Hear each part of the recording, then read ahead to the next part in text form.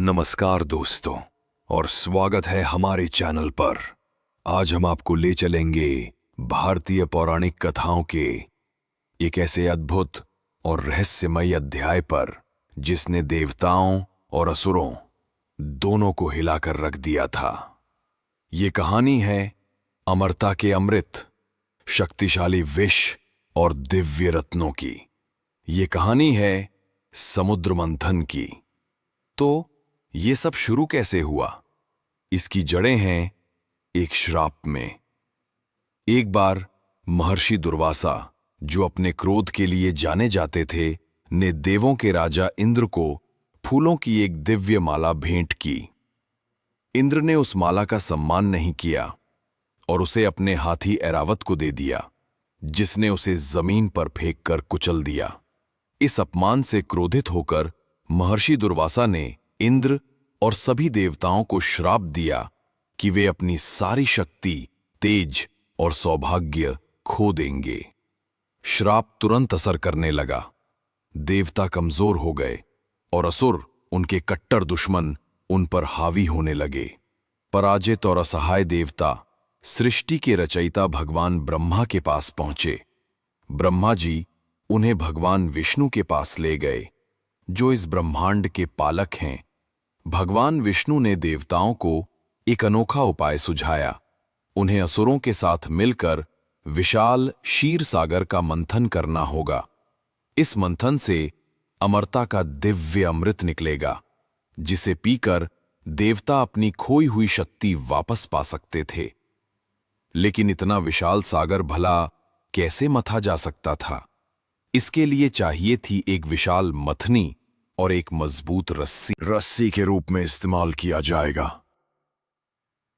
यह काम अकेले देवताओं के बस का नहीं था।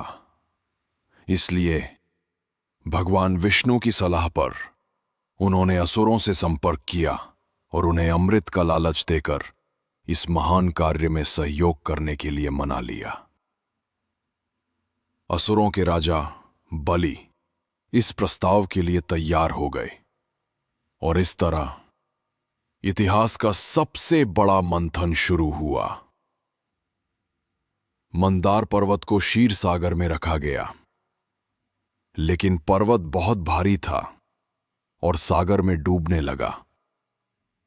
तब भगवान विष्णु ने एक विशाल कूर्म यानी कच्छप का अवतार लिया और पर्वत को अपनी पीठ पर धारण कर लिया, उसे एक स्थिर आधार दिया। अब मंथन शुरू हुआ। देवता वासुकी नाग की पूंछ की ओर खड़े हुए और असुर फन की ओर। वे बारी बारी से खींचने लगे और सागर मथने लगा। लेकिन मंथन से सबसे पहले अमृत नहीं निकला। सबसे पहले निकला हलाहल, ब्रह्मांड का सबसे घातक विष। इसकी गर्मी और धुएं से देवता और असुर दोनों ही मूर्छित होने लगे। सृष्टि पर विनाश का संकट छा गया। तब सभी ने भगवान शिव से प्रार्थना की। भगवान शिव, जो महादेव भी कहलाते हैं, प्रकट हुए और मानवता को बचाने के लिए उस पूरे विष को पी लिया। उन्होंने विष को अपने कंठ में ही रोक लिया, जिससे उनका गला नीला पड़ गया। तभी से वे नीलकंठ कहलाए। विष के बाद सागर से एक एक करके 14 दिव्य रत्न निकलने लगे। इनमें शामिल थे कामधेनु, इच्छा पूरी करने वाली दिव्य गाय; उच्चैश्रवा, 7 सिरों वाला उड़ने वाला घोड़ा;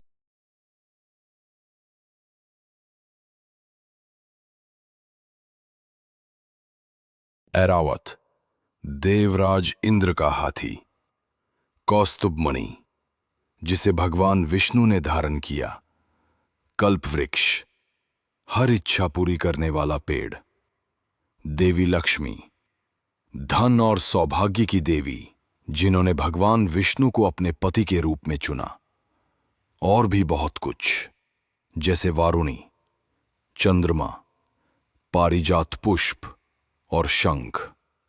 और अंत में जिसका सबको इंतजार था, वो क्षण आया। भगवान धन्वंतरी, जो देवताओं के वैद्य हैं, अपने हाथों में अमृत का कलश लेकर सागर से प्रकट हुए। अमृत को देखते ही असुरों ने उसे झपट लिया और भागने लगे। देवताओं और मोहिनी ने अपनी चतुराई से असुरों को बहलाया और उनसे अमृत का कलश ले लिया। उन्होंने वादा किया कि वे देवताओं और असुरों में बराबर अमृत बांटेंगी। देवता और असुर अलग अलग पंक्तियों में बैठ गए। मोहिनी ने देवताओं को अमृत पिलाना शुरू किया। एक चतुर असुर स्वरभानु इस चाल को समझ गया। वो भेष बदलकर देवताओं की पंक्ति में सूर्य और चंद्रदेव के बीच जाकर बैठ गया और अमृत की कुछ बूंदें पी ली। लेकिन सूर्य और चंद्र ने उसे पहचान लिया और भगवान विष्णु को इशारा कर दिया। इससे पहले कि अमृत उसके गले से नीचे उतरता, विष्णु ने अपने सुदर्शन चक्र से उसका सिर धड़ से अलग कर दिया। लेकिन अमृत पीने के कारण उसका सिर और धड़ दोनों अमर हो गए।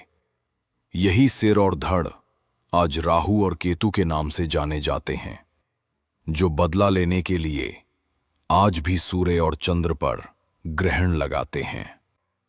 अमृत पीकर देवता फिर से शक्तिशाली और अमर हो गए। उन्होंने असुरों को पराजित किया और स्वर्ग पर अपना अधिकार पुनः स्थापित किया। तो ये थी समुद्र मंथन की महान कथा।